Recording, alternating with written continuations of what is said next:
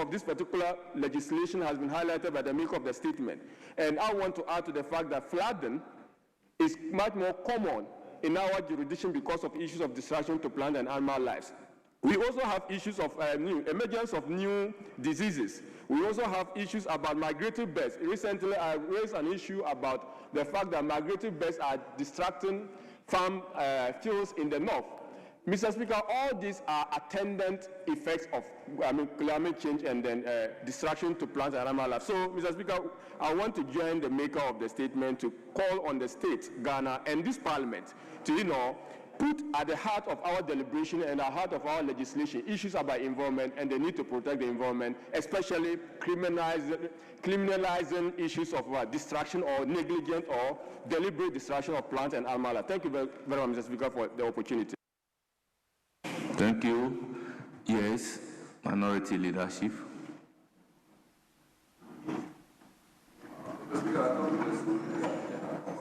It has come to leadership. 1-1. Very well, Mr. Speaker, I thank you for this opportunity. Mr. Speaker, let me, most importantly, eulogize the maker of this statement against the backdrop that he has been more than persistent in dealing with issues of the environment. In fact, this morning I've had personally to engage him to further, as it were, recommend to him to do a PhD in environmental law, because he's been very well versed on environmental matters.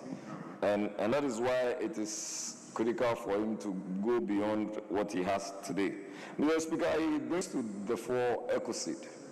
And that tells you that, in fact, it talks about the killing of the natural environment. That is the literal definition or meaning.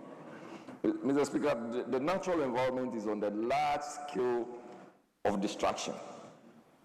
The massive destruction of our environment needs each and everyone's attention. Mr. Speaker, and the kind of destruction emanates from human activities. One of which is galamsey, illegal mining. Mr. Speaker, I read a piece recently about how the Bui Dam is at the verge of destruction because of illegal mining. And Mr. Speaker, I've been more worried at the fact that people who hitherto were prosecutors and persecutors of galamsey have all gone quiet, when the situation has actually even gone beyond the prevalence level as it then was. Mr. Speaker, another which is critical, and in fact, it's pari passu, it's side by side, it's deforestation. Because anybody who has to go into illegal mining will end up felling trees. And when the trees are all removed, the system, the ecosystem, the ecology, the green belt becomes very devastated. In environments that we would have said to ourselves that, oh, Accra is busy, it's hot, and I want to drive out of Accra and go somewhere and have some quiet realization. Mr. Speaker, you're unable to do so. Why? Because all the trees are being pulled down just because we want to make money, to the neglect of very essential commodities that no human being can ever manufacture, which is air. Mr. Speaker, today, when we are talking about pollution, our lifestyles, almost everybody is drinking bottled water or plastic water. Mr. Speaker, people go and all they afford is sachet water, plastic or bottled water.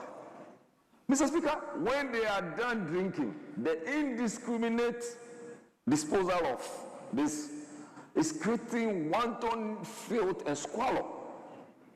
And Mr. Speaker, if care is not taken, you can check. In my constituency, for instance, anytime it rains, there is a problem. Why?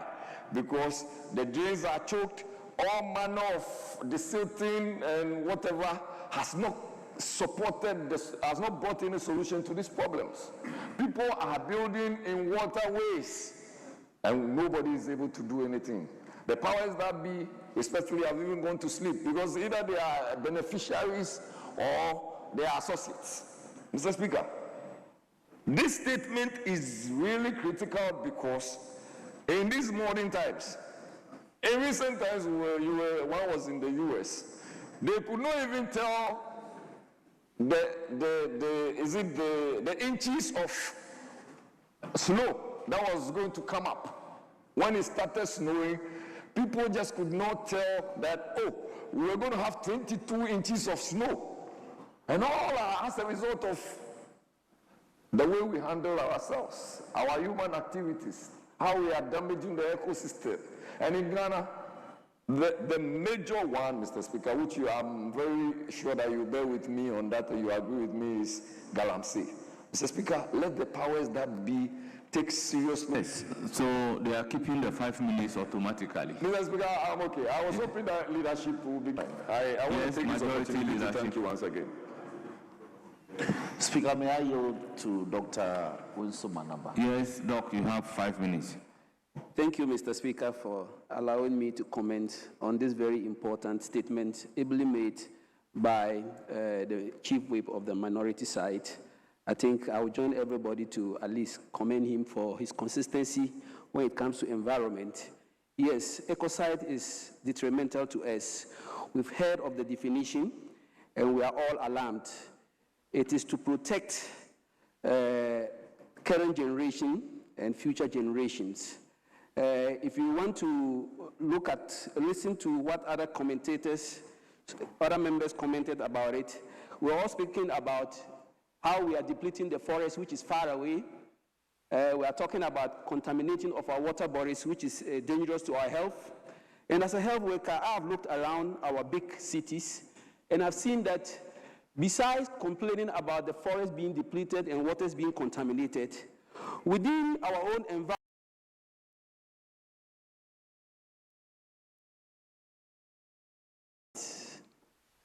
we have laws in our district assemblies to prevent that from taking place. But we are failing to implement laws that will prevent us from being extinct, from being polluted, and developing diseases that would harm us and lead us to extinction. I want to talk about the work of the assemblies and in the EPA and ensuring that our cities are not turned into what we call methane production industries. If you watch Ghana, all our big cities, we are gradually practicing ecocide. Rubber bags being thrown everywhere. You go to the field site where they dump rubbish, and it is stacked with rubbish. Even in farms, you go and rubbish are everywhere. Polythene is everywhere, preventing the ground to re-exchange gases. We are emitting more methane in our big cities simply because we are not implementing environmental laws. We are not executing what we are supposed to do to prevent this from happening. So I would say that there are low-hanging fruits, not only the forest being depleted, not only the waters being contaminated, but the cities themselves, where we have wetlands. We have encroached on all the wetlands. The few forest reserves we have inside the cities to provide oxygen and pure air for us to breathe, we are cutting the trees down and building mansions, encroaching on them. The wetlands where we are supposed to have, different species to live harmoniously with us, we are destroying all the wetlands. And now, what we see in our big cities in Ghana now is the production of methane, which is very detrimental to our health, simply because no one is punishing the other. The laws are not working. So even if we sign up to this law, just like Singapore is doing, you can't chew a gum, you can't hold a rubber bag. Just like Rwanda is doing, you can't have a polythene bag in Rwanda, simply because they know the devastating effect of throwing garbage everywhere. If we want to implement it in Ghana, it will be a problem. This is where I think the low-hanging fruits must be handled first. Then we can polish up this international fever that is going around now in 11 countries, that ecocide should be a crime to humanity, and that it should be punishable by law, by international laws. If this is actually realized, and the whole world accept that ecocide is punishable by law, I think even wars in the world will change the methods of fighting our wars. We see today, oil refineries are being blown out, which is causing chemicals all around the world. We've seen how water plants in countries like Iran, like in Israel, are being blown up, which is destroying ecosystems. I think I really support the call by the leader that we should make ecocide a crime against humanity, so that wars fought around the world, no one will attempt to blast an oil refinery, because today, Iran and Israel, they are suffering the consequences. I'm not only talking for Ghana. We have to be patriotic and we have to be human beings, because that alone is causing fumes across, and people will start developing diseases as a result of those chemical reactions that are taking place. To this end, I commend the maker of the statement and call for Ghana to also consider ecocide as a law for us to establish to prevent the destruction of the small ecosystem that we have. Thank you very much, Mr. Speaker. That's the end of comment to that statement ably made by the minority chief whip. We now move to statement numbered C, standing in the name of Honorable Dr. Abednego Lamajin Bandim. You have the floor. Thank you, Right Honorable Speaker, for giving me the opportunity to make this statement on data protection. Right Honorable Speaker, I thank you for the privilege to deliver this vital statement in commemoration of Data Protection Week, which was last week, of which, Mr. Speaker, yourself, you were invited to partake, and the second Deputy Speaker ably represented you and made statement on your behalf. Mr. Speaker, this is a pivotal occasion. It is indicated, or it is dedicated to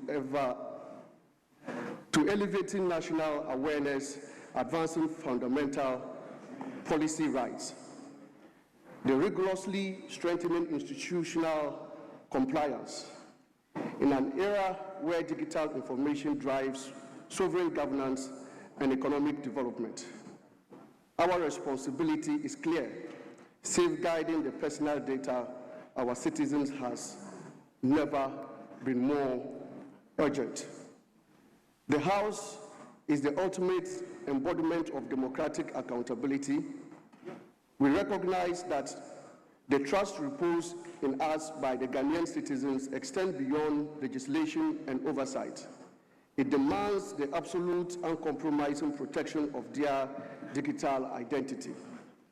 In furtherance of this mandate, the Data Protection Commission, alongside the Ghana Association of Privacy Professionals, has adopted a compelling theme, which is your data, your identity, building trust in Ghana's digital future. This will anchor a comprehensive month-long series of national celebrations. Mr. Speaker, this initiative reaffirms our collective commitment to the Data Protection Act of 2012.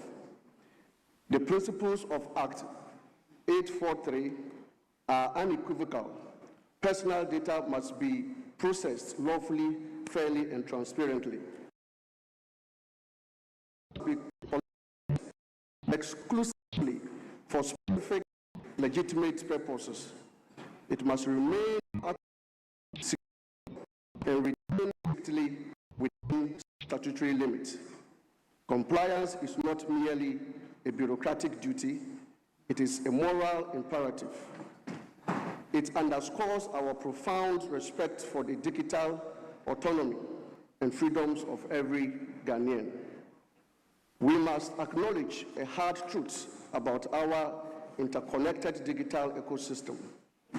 Catastrophic data breaches are no longer just technical failures. The most severe vulnerabilities are human and behavioral. They stem from weak cybersecurity practice, sophisticated phishing attacks, and the careless handling of official information. They also arise from exposing personal data on platforms like Facebook, X, TikTok, and WhatsApp. These platforms are vulnerable and for public engagement, yet they remain highly porous channels. Sensitive information can be unintentionally disclosed, irregularly manipulated, or maliciously exploited. Mr. Speaker, the sophistication of cyber threats is escalating.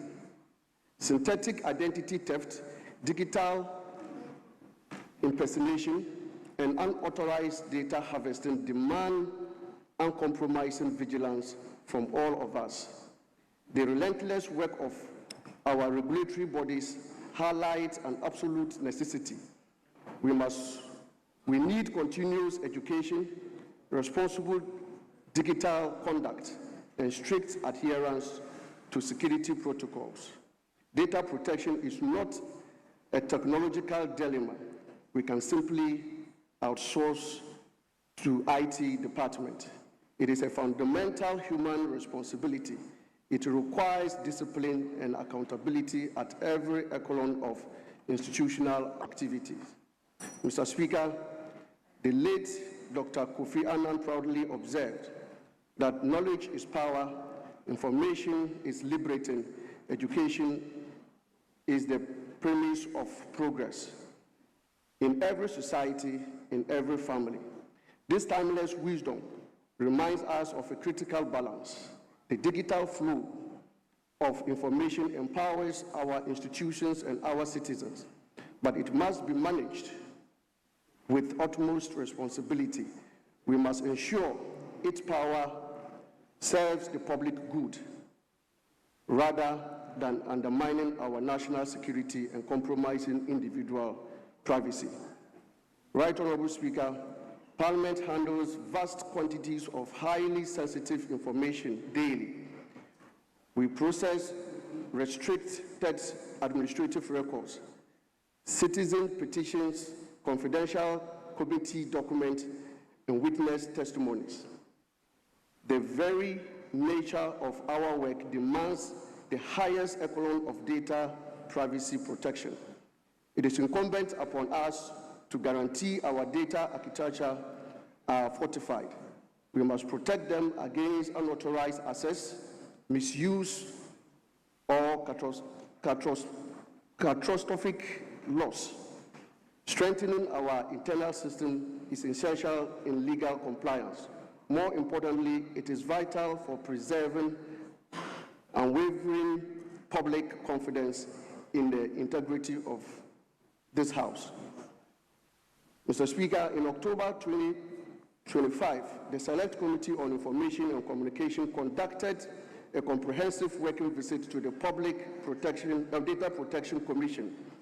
The committee was thoroughly briefed on the Commission's achievements, its ongoing project, and its present operational challenges. We witnessed firsthand the hurdle they face in policing our data economy. Mr. Speaker, the Commission is rapidly scaling up punitive measures against non-compliance under their law, Section 56. These include severe fines and potential imprisonment. Mr. Speaker, I conclude with a charge calling on all honorable members and staff of Parliament to actively engage in the activities planned for the critical initiative. Integrate core data protection principles into our daily workforce. Let us unequivocally demand that the Parliament of Ghana lead, for example. We must safeguard the personal information of our constituents. We must uphold the highest standards of confidentiality, integrity, responsibility in all that we do. Mr. Speaker, thank you for the opportunity. Yes, Honorable Patrick Yabuama. Thank you very much, Mr. Speaker, for the opportunity to make some few comments on the statement ably made by my colleague from Bunkrugu. Mr. Speaker,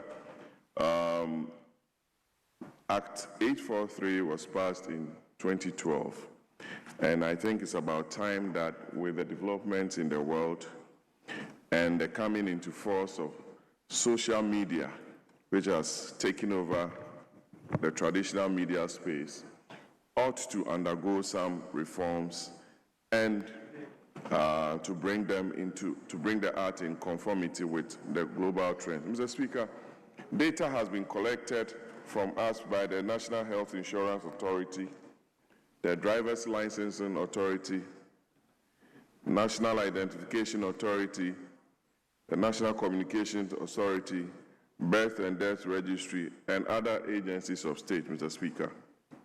Data, we say, is gold. And if you read Section 96 of the Act, the definition of data has been expanded. And with your kind permission, I'll just read a couple for you to appreciate what we are talking about, Mr. Speaker.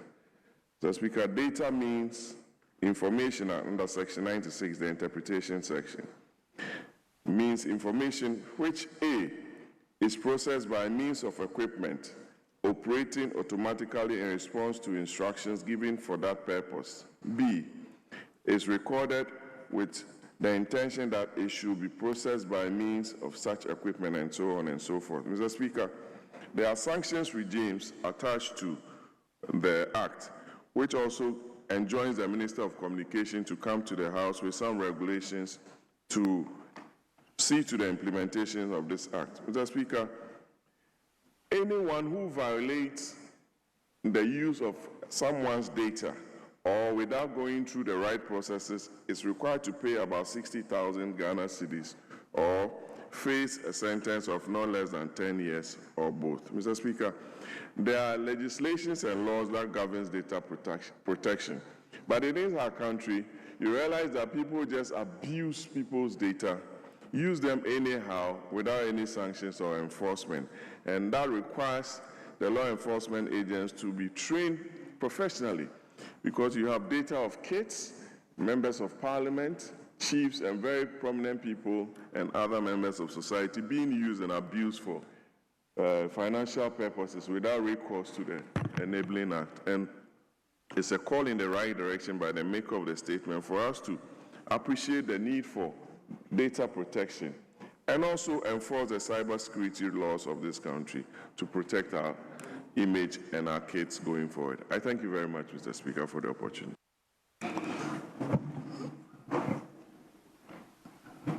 Yes, Honorable Professor.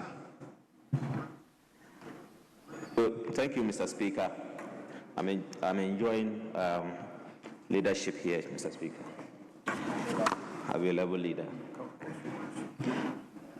Let me commend the maker of the statement for bringing to fore a very important subject matter, which has to do with data protection, Mr. Speaker. We all know that data is a very critical need that we would need for the development of our countries. It is important for planning, it is important for economic development, it is important for growth. So it becomes very important that we cannot do without data, Mr. Speaker. Unfortunately, Mr. Speaker, the technology today has made data to be very vulnerable to destruction. A lot of people now can infiltrate, because of technology, into people's data. And so you and I, Mr. Speaker, remain naked because of the technology you have today. And if we don't take steps to ensure that we protect data, no one is safe. If you watch the war that is happening in the Middle East, you would see that it is because of the data countries have of other countries. That is why they are able to target them, set and target 2,000 miles away. You sit in your room, somebody can target because of your data. The fellow has been able to infiltrate and track you. So it is important that we pay attention to that of the data, Mr. Speaker. In this country, a lot of people don't have understanding of how it works. And so for that matter, you see people just giving themselves out and making it difficult, making it easier for people to go through their data. And so in recent times, you'd find people just going about, you find people, their very bad side of their bodies being leaked in the social media. It's because of the fact that they don't understand how it works, Mr. Speaker. So I think that we need to do a lot of sensitization. Days like this, it is important we take advantage and sensitize people to understand how data works today. So that when you are holding your phone, you know how to manage your data. Even those who are supposed to gather the data, collect the data, they know what they are supposed to be doing. Because if you are put to gather data, Mr. Speaker, you are supposed to ensure that you uphold to truthfulness. You are supposed to ensure that you uphold to confidentiality.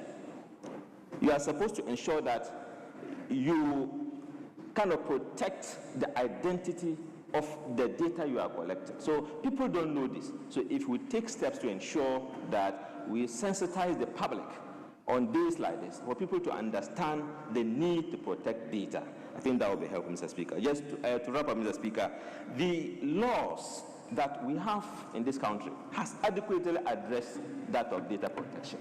We have enough laws. Some of them have been mentioned by my senior colleague over there. He has enumerated a number of laws. But how to enforce this is the problem.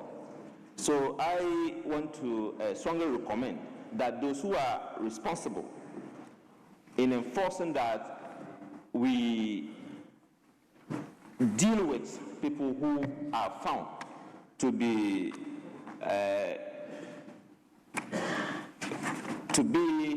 to fraud, to breach these regulations. We ensure that they are properly handled, and I'm sure it will serve as a deterrent to those who probably have the intention of going to that. Well, with these few words, Mr. Speaker, I thank you for the opportunity. Yes, minority. Speaker, I will yield to Honorable Dr. Kabiru. Yes, Dr. Kabiru, you have the floor. 5 minutes. Thank you very much, Mr. Speaker. Mr. Speaker, I will want to commend the chairman of my committee for that statement. And also, let me add that, Mr. Speaker, we participated in the Data Protection Conference, and the presentation and discussion brought to the fore and the need for us to look at the Data Protection Act, and that Honorable Patrick Boama has alluded to. It was one of the cardinal outcomes of that particular conference, the need for us to review, re-examine the current legislative framework guiding the protection of data. Mr. Speaker, but since 2012, and following the enactment of the Data Protection Act, Parliament has been consistent in every single legislation we pass in this particular act, this particular house. We reflect adequately the need for data protection.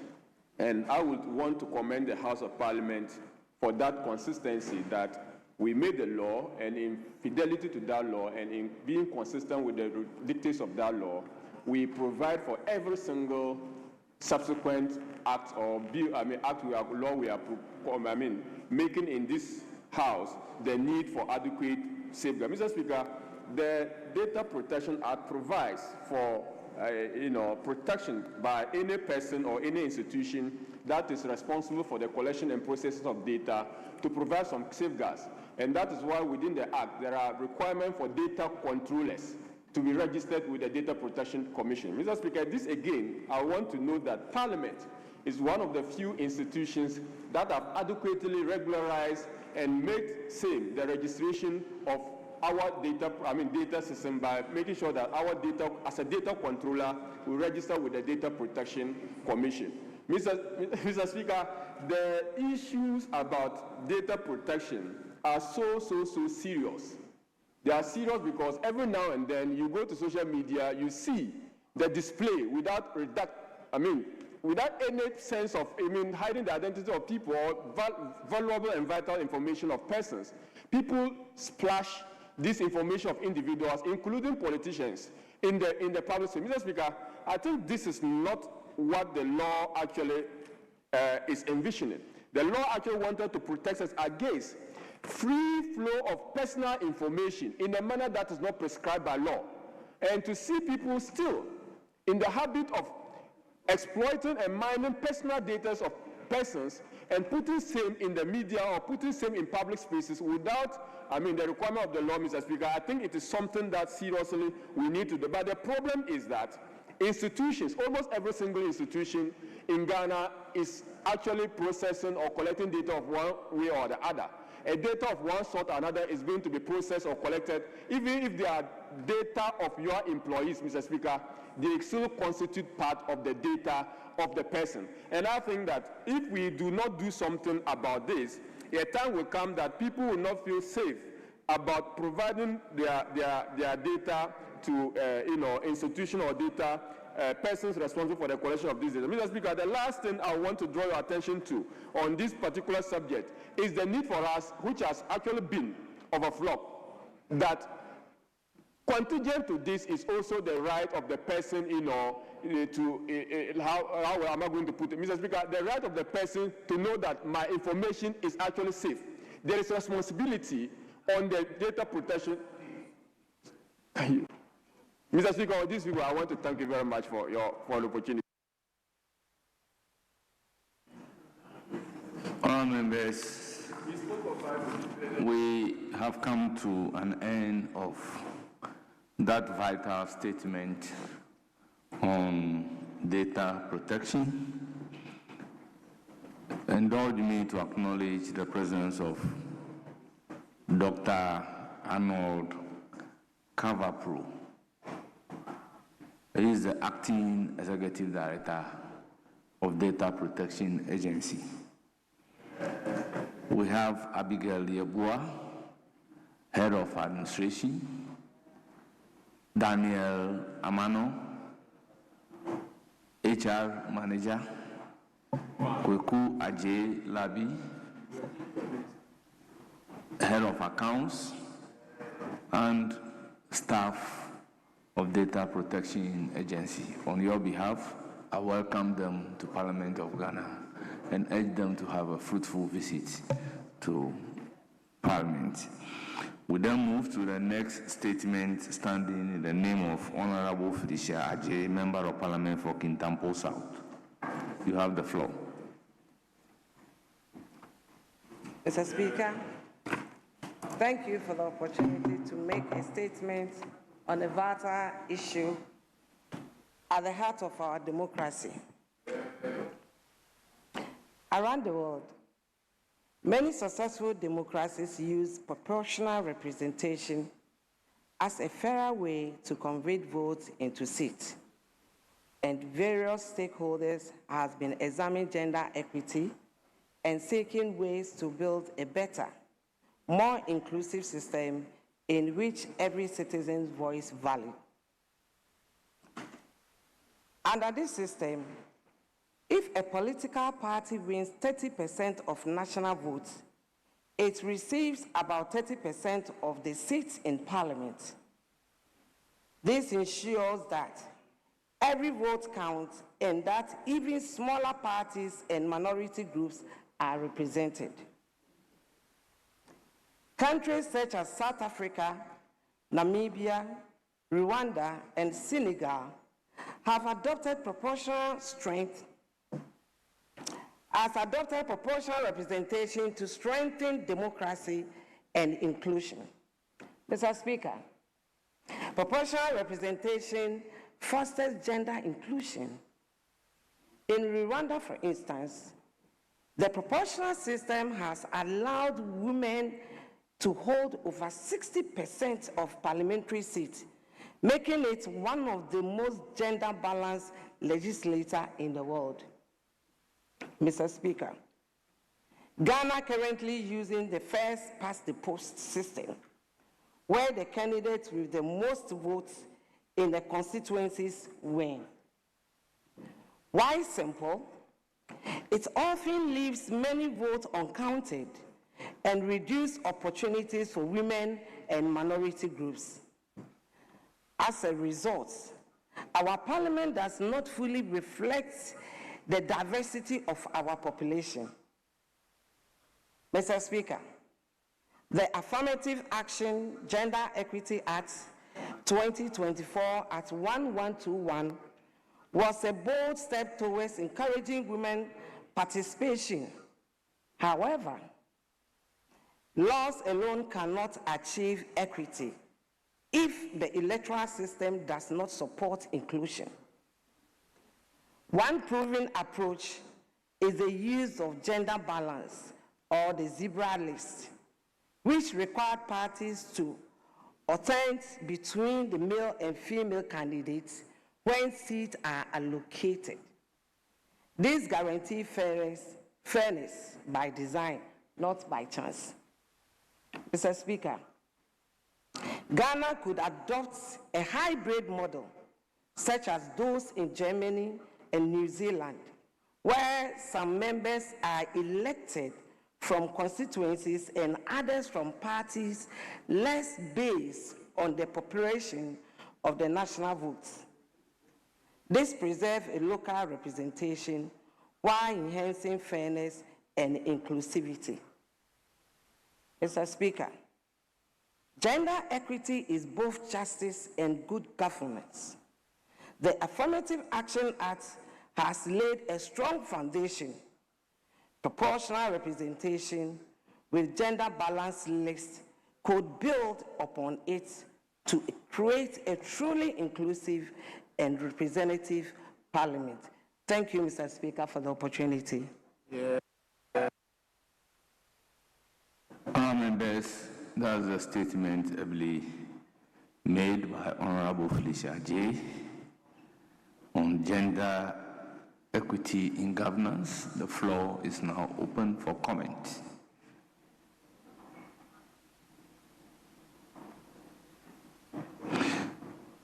Yes, Honourable Member, you have the floor. Thank you very much, Mr. Speaker. I commend the maker of the statement highly for this gender statement concerning gender and representation. Mr. Speaker, when you look at the global percentage on gender representation in Parliament, we have just about 26.1%. And when you come to Ghana, we have about 14% of women representation in Parliament, which is not encouraging.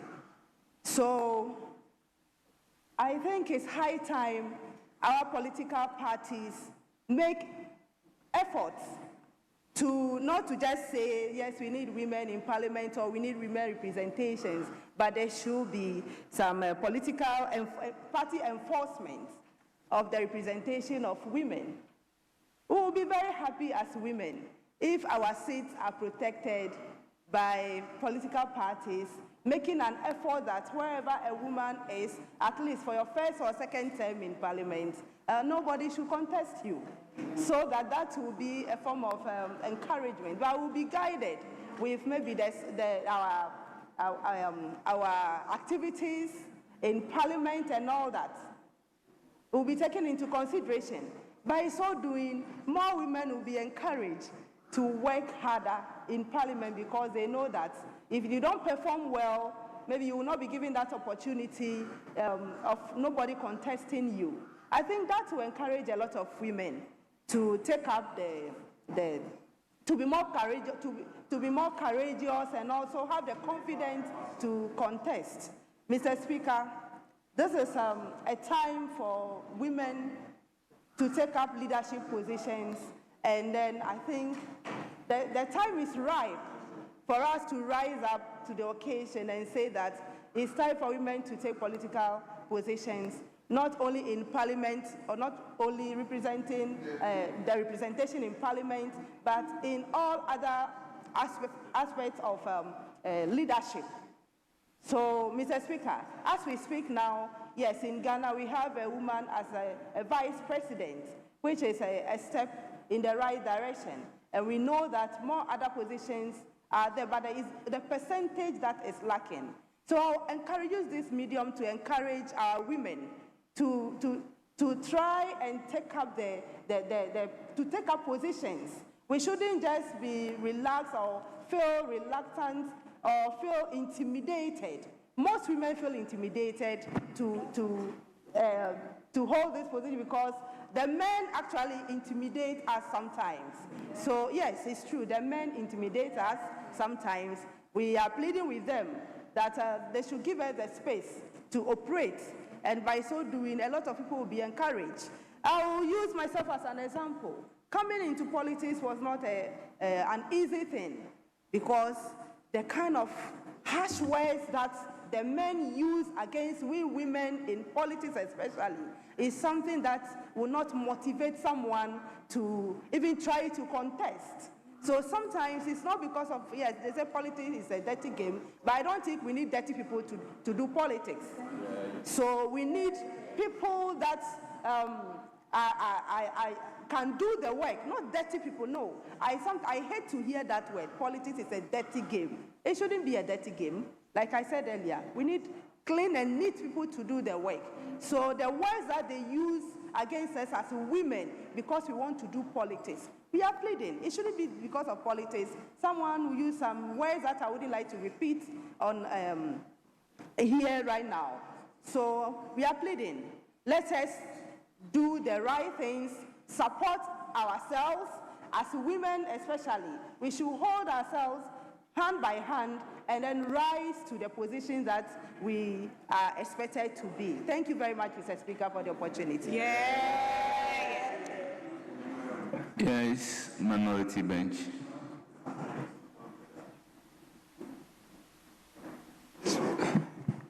Speaker, thank you very much for this opportunity, and let me commend highly the maker of this statement. Speaker, coincidentally, yesterday was also International Women's Day.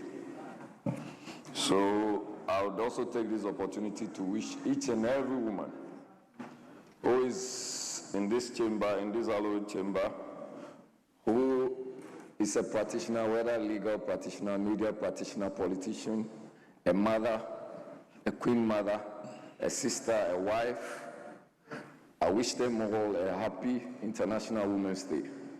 Speaker, I have largely been nurtured and supported by my grandmother, who is no more. And I've always found myself to understand that women have always been extremely supportive and hardworking anytime they intend to do something. They've always had the capacity to undertake every step they commit to, unless or until they are not willing to do so. But when we are talking about issues of gender, there is also the need for them to understand that times have changed. There is progress in this world and in this on this universe. That the way and manner we used to think about things are not the same. We've also heard we've gone to Beijing and come back, and gone to some other places and come back with a lot of understanding that what the man can do, women can do better. In fact, sometimes they say best. So there should always be the platform for equality. There should also be the platform also for equity. In every step, women are largely ahead with how they go home and go home peacefully. Then you are comfortable as a man in performing other very important functions that are not just assigned to you, but are your responsibilities, including even coming to this chamber to make laws, including contesting elections. So, Speaker, the conversation that some should be automatic. Women think we are going beyond that. You need to work for it. And they are working for it. There are women who, just like she rightly said, we have the vice president who is a woman. So we must not come to the table and act like, with all deference, women are not in the position to do better. They are. They should be supported. They should be funded if the maker of the statement is doing better. She's gone and she's come. And any other woman who has the capacity to do better can also be the president of the republic. So all we can, so there's nobody who is bigger in these shoes. So let me once again congratulate you, all the women, especially in parliament. Let me take this opportunity to congratulate my very supportive and hardworking wife. And my mother, Roxanne will tell you, women have become mothers and fathers. So when you have a woman who has become a mother and a father, you also need to support her and congratulate. They are taking care of a lot of young men and women. They are doing the jobs of men and women. They all need to be highly commended and congratulated. So I wish all of us well, and I thank you very much for this opportunity, Mr. Speaker. Yes, Majority. You are yielding to who? Yes, Honorable Bid Azidi. You have Thank you very much. Right, Honorable Speaker. Except that you should delete the A from my name. My name still remains Zidane. And let me commend my colleague, Honorable Felicia Ajay, for bringing up this matter. The truth of the matter is that, Mr. Speaker, I have been an advocate of women empowerment and the promotion of gender equity in governance. And I have been so more than a decade. And, but that is still not enough. Because in terms of legislative participation, the Affirmative Action Act does not adequately address it. And I think that we still have a huge gap. And that's why even in this chamber, you will see we have used other ways to address this inequality. But I think that in terms of our electoral system, the only way we can address this problem is to adopt the proportional representation. And that is what Rwanda has done. And they have been able to achieve, and they have done so using a combination of systems. They have used the proportional representation system, and that proportional representation system, every political party is allowed to fill its females, and then you are allocated the seats on the basis of the votes that you receive. So it is much easier for parliamentarians at the end of the general election. For instance, Mr. Speaker, in the Upper West region, since we started this exercise in 1992, we have had the opportunity to have only one woman parliamentarian, and it is always the men. Indeed, I'm aware of a lot of women who would do well in parliament, and yet, because of the system that we are applying, first past the post, they are unable to come to parliament. Mr. Speaker, if you go outside the educational system, in the past, we had very few girls in school. And we came up with a system which said that we should support the girl child. Mr. Speaker, today, if you go to all our educational institutions, virtually the girls are more than the boys. Virtually the girls are more than the boys because of the system that we have adopted. So we have to change our system, which will be fairer. This electoral system that we have is not fair to the women. And so we have to change the electoral system. And I think that is by the legislation. If we do so, then we can accommodate more women in our legislative practice. And I think that the time is now. And I will support the call by my colleague, Member of Parliament for Kintampo South, so that we can reform our electoral system. Currently, it is the system, the electoral system, which is the obstacle to the participation of women in the legislative arm of government. Mr. Speaker, with these few remarks, I want to support the call for the reforms and thank my colleague for bringing up the matter. Thank you very much, Mr. Speaker. Thank you, Honorable Bid Sidi. All members, that brings us to the end of that statement. We have the next statement standing in the name of Davis Ansa Opoku, Member of Parliament for Mbraiso. All members, in his absence, I'll direct that the statement be published in the Hansard. Whilst I give the floor to Honorable Mrs. Phyllis Na Koyo Okuno, Member of Parliament for Ewutu Senya East.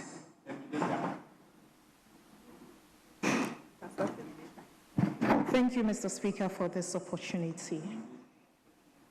Honorable Speaker, distinguished members of Parliament, fellow Ghanaians, I rise today on behalf of the people of Ewutu Senya East Constituency, Katswa, particularly its mothers and children, to draw this August House's urgent attention to a public health milestone that has the potential to transform destinies of our nation. Mr. Speaker, Ghana stands at the forefront of one of the most remarkable public health achievements of the early 21st century. The drastic reduction in child mortality through the introduction of a new malaria vaccines, a breakthrough many of our constituents believed they would never live to see. Mr. Speaker, in countries like Ghana, these new vaccines have contributed to an extraordinary decline in child's death.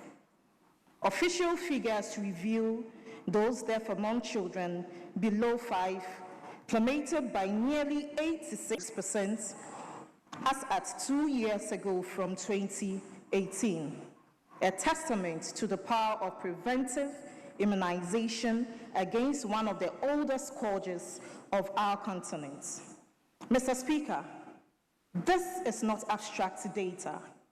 These are lives saved. The laughter of children now walking to school, the relief of parents' faces, knowing a healthy tomorrow is possible. The economic benefit of our families, not grieving the death of an innocent child, is real. This is a real progress. Mr. Speaker and honorable members, this progress, however, is under threat.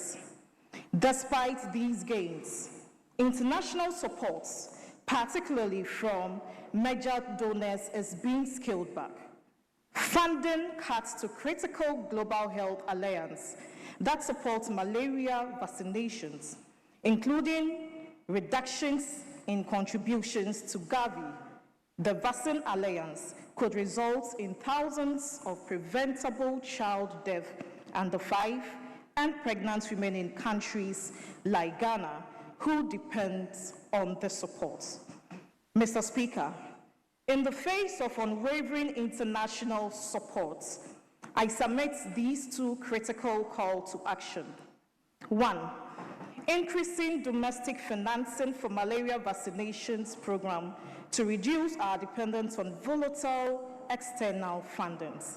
And 2, to strengthen vaccines logistics and cold chain systems, especially in rural and hard-to-reach communities, so no child is left behind because of geography.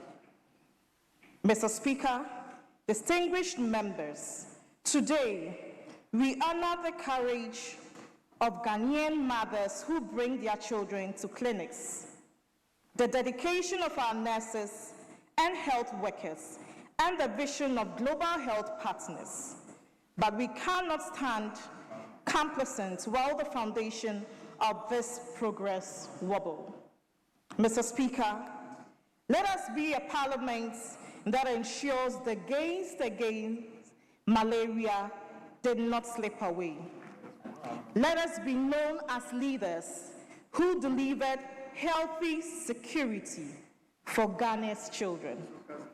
Let our actions be the legacy Ghana's parents and their children can look back on with pride. I thank you, Mr. Speaker, and I thank all the honorable members for the audience. Thank you for the opportunity to speak. May God bless our motherland, Ghana.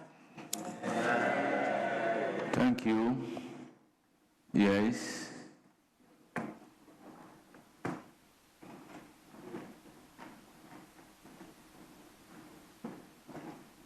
Yes, member, you have the floor. Thank you very much, Right Honorable Speaker, for this opportunity to contribute to the statement made by the honorable member. Malaria, as we all know, is one of the killer diseases that we have in Africa and Ghana.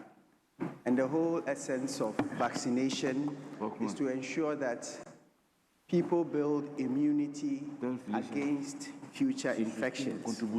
Right, Honorable Speaker, Ghana is gradually shifting from malaria control to malaria elimination. And the aim is to reduce deaths by malaria by 90% and also reduce its case incidence by about 50%.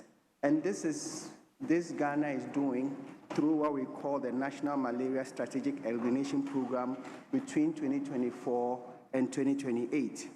Key strategies that are used here include enhanced surveillance, the widespread use of insecticide-treated mosquito nets, indoor residual spraying, larval source management, and then the seasonal malaria chemoprevention. As part of the vaccines, 2 key vaccines are used in Ghana currently. From 2019, we're using the vaccine known as the RTSS ASAS01, but currently we are using the vaccine known as the R21 matrix. And that one, usually we use it in malaria endemic areas.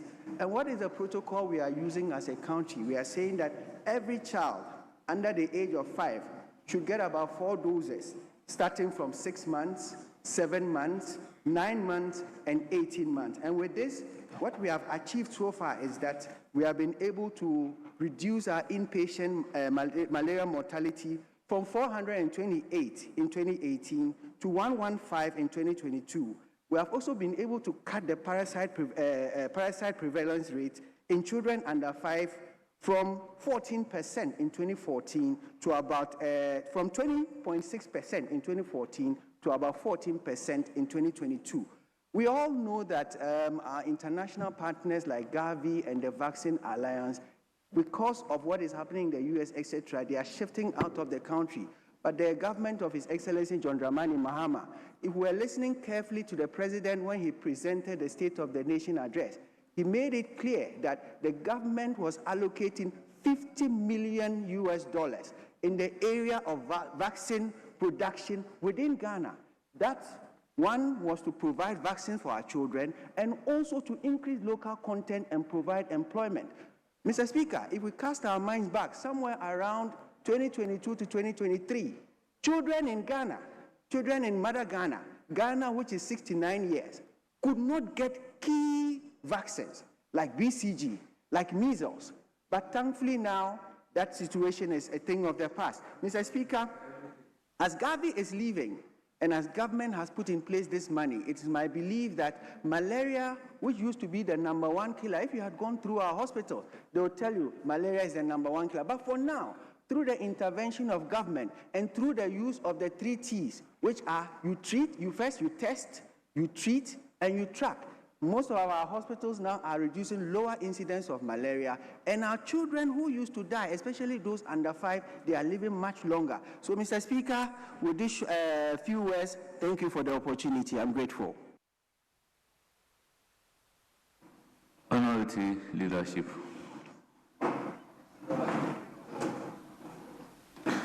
Yes, majority leadership. Speaker, let me commend the member for bringing this matter to national attention. Speaker, just a couple of months ago, we passed the National Vaccines Authority Bill to law, and it's been established. Speaker, if you consider the work that new entity has done, led by Dr. Soji Tete, very, very profound. So I've been wondering, why did it take us so long to establish the National Vaccine Institute? But yes, I'm saying that it took us so long to do it. And being such a young entity, they are doing big things. And so it's such a big boost to local production of such critical vaccines for ailments that have afflicted us for centuries, I should say, especially malaria. So it's a very good thing that is brought to attention. I believe that in their programs, they will pay attention to the issues that she raised in her statement, so that in funding, entities that will benefit from it can actually utilize them for the benefits of the health industry. Speaker, what we are also saying that they shouldn't centralize some of these programs. They should go to the regions and establish them, because the centralization is not helping. We have a lot of regional hospitals that are still reeling from the inadequacies of such facilities. So, as a member, I'll pray that the health committee pays attention. I saw some of the members on the floor. I saw the chairman a while ago. They pay attention to some of these things, so that in their regional rounds, they can pay critical attention to how these are developing in the districts, in the regions. Speaker, with these words, I thank the member for bringing this matter to attention. Thank you very much. That brings us to the end of that statement. We then move to statement number H, standing in the name of Lawrence Ajinsam.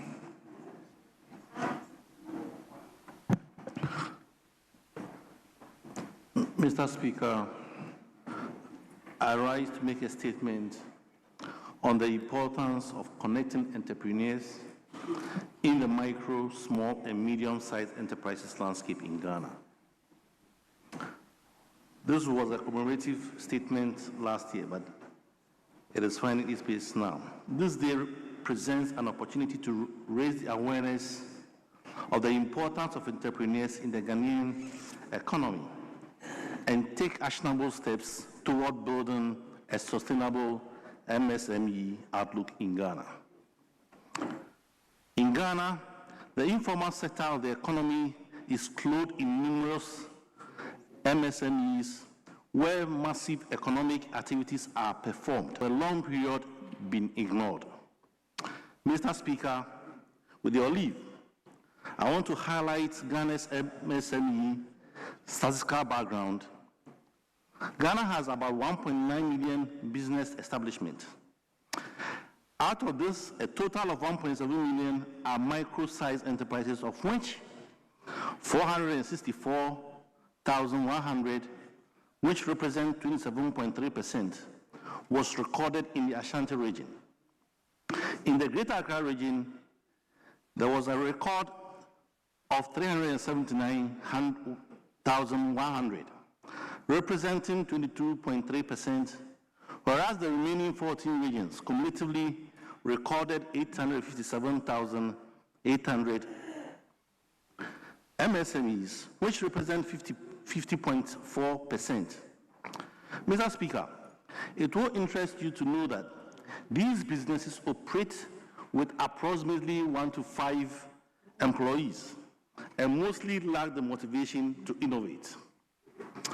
Mr. Speaker, according to the Ghana Statistical Service, approximately 70% of Ghana's GDP is attributed to the economic activities of MSMEs, whereas the United Nations Development Programme, UNDP, emphasizes that these enterprises have been pivotal across various sectors of the Ghanaian economy, accounting for over 90% of businesses, which spans from agriculture, manufacturing, services, and trade.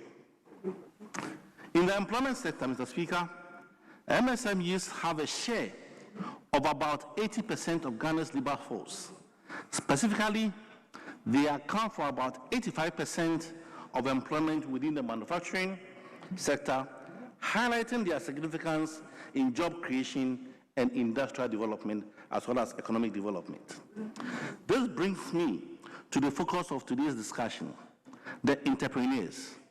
Mr. Speaker, the entrepreneurs in Ghana, who are hypothetically the brains of engine behind SME, drive an often neglected in terms of access to capital, that is finance and innovation. In emerging and developing economies, the International Trade Center, ITC, estimates that SME's financing gap as of 2020 was estimated as 19%, equivalent to 5.7 trillion. Nearly 70% of SMEs do not have access to funds from financial institutions, while additional 15% are underfinanced. As a result, many SMEs rely on less than ideal resources, such as internal funds or informal sources like family and friends to sustain their operation.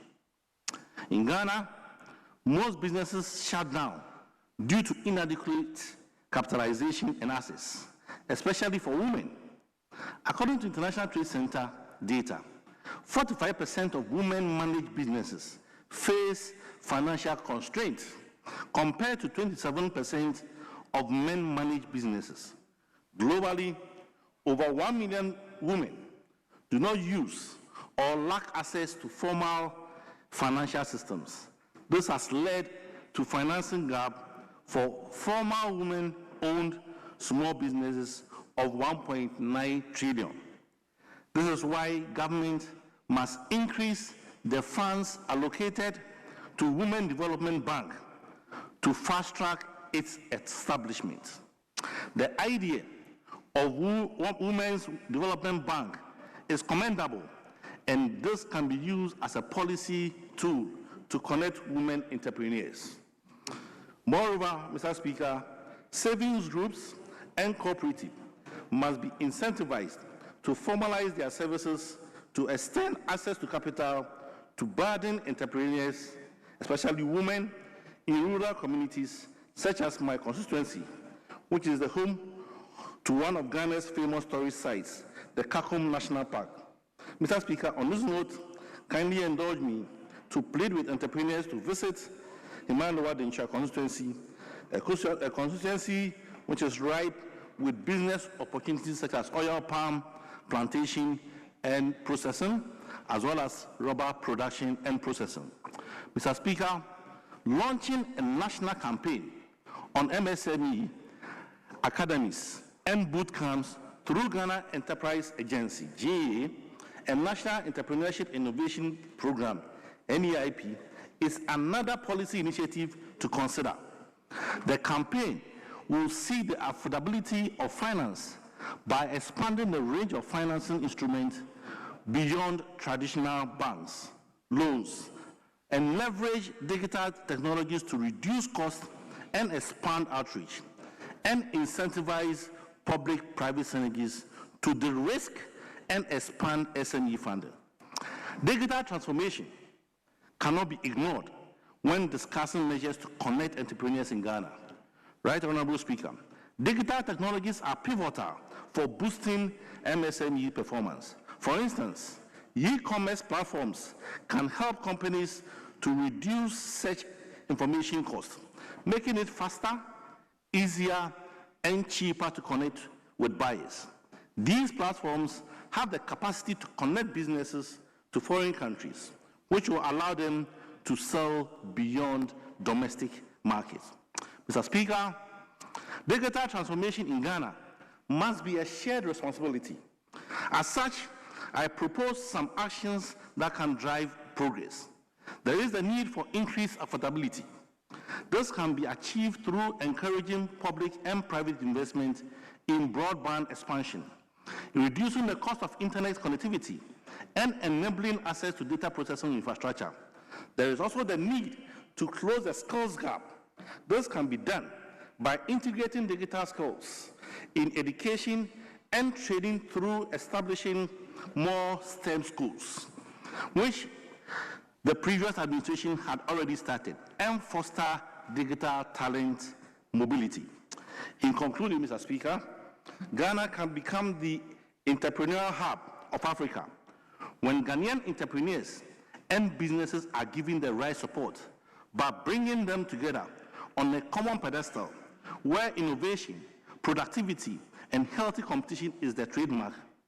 Thank you, Mr. Speaker, for the opportunity to speak to these issues. Thank you. Honourable members, that's the statement.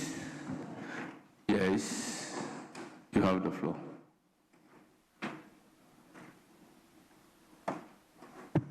Thank you, Mr. Speaker. And I want to thank the maker of the statement, Honorable Jensen, for such a beautiful work. Mr. Speaker, I think this couldn't have come at a better time. And we had a celebration of the Ghanaian entrepreneur, how they matter or why they matter. I think that the importance of the entrepreneur in the micro SME sector cannot be overemphasized. And without repeating some of the things that my colleague has already enumerated for us, it is important for us to remember that these set of people, they drive 80% of employment. The much talk about unemployment situation. These are the people who drive over 80% of it and also 70% of GDP. And they cover a wide range of economic activities, from baking to food making to selling of cosmetics, etc., etc. And these people, entrepreneurs who operate in the micro SME sector, they adapt very fast to local needs. You go to a funeral and all the major economic activities you see around are controlled by these people. Call it selling of funeral paraphernalia or food or any other thing that will make people feel good at such functions. Now, these people also turn informal trade into registered businesses. So they form actually the starting point of our businesses in Ghana. And this, for me, is the importance why these people must be celebrated. Now, 4 things which actually also was espoused by the maker of the statement, which I risk to emphasize, is that the easier and cheaper financing, for me, is the most important thing that will make this sector grow. And how this can be carried out to the doorstep of the entrepreneur is what we need to actually emphasize as a nation. And I was happy to hear from the statement that the issue of Women's Development Bank, which has been so well established in all the documents that have been placed before Parliament, as coming from the ruling government as one of the things that will be done to boost the micro SME sector, would come into being. What we also need to remember is actually sharpening of the practical skills of these people. It's so important as a way of boosting the sector. I must also add that how we make regulation or how we make formalizing of this informal sector possible and better, or how we make it easier for them to formalize their informal trade, it's so important. So I wish to thank the maker of the statement that such brilliant ideas have been exposed on the floor of Parliament at such a time that we are actually preparing to take off as a nation as far as business is concerned. Thank you very much, Mr. Speaker. Indulge me to take 2 minutes suspension.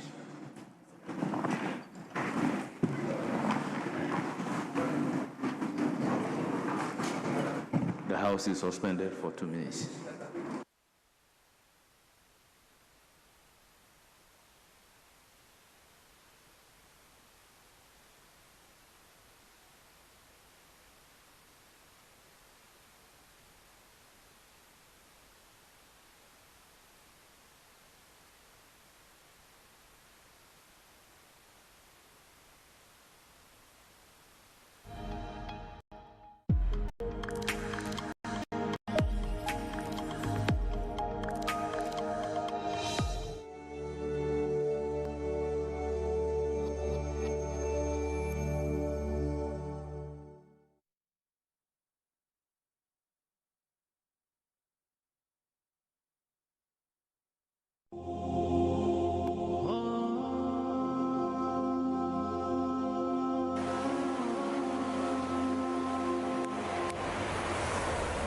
The Quran says, Bismillahir Rahmanir Rahim.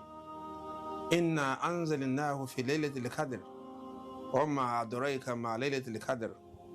Laylatil qadr khayrun min alf shahr. Tanazzalu al malaikatu wa ruhu fiha bi izni rabbih min kulli amr salam hiya hatta matulay al fajr.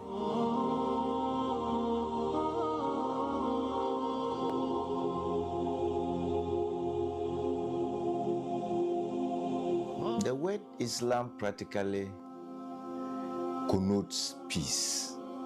If you want to be called a Muslim, then you should have gone through the Shahada. You are bound by 5 pillars of Islam. Basically, to believe in Allah, believe in the prophets, believe in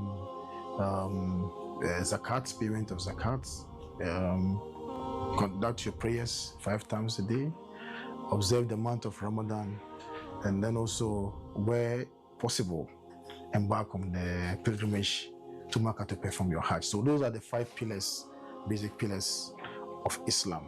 Any student of Islamic studies will tell you that Islam is a way of life. The ninth of power, again, historically, is a ninth that has been gifted to the Prophet Muhammad and his followers. And anytime we say Prophet Muhammad, we say Sallallahu Alaihi Wasallam, the peace and blessings of Allah be upon him. Now, historically, the Prophet, if you look at how long he lived, as compared to other prophets, he lived a very short life, about 63 years, when indeed some other prophets crossed over 1,000 years. And so his followers were a bit worried. Why is it that our prophet was given only 63 years?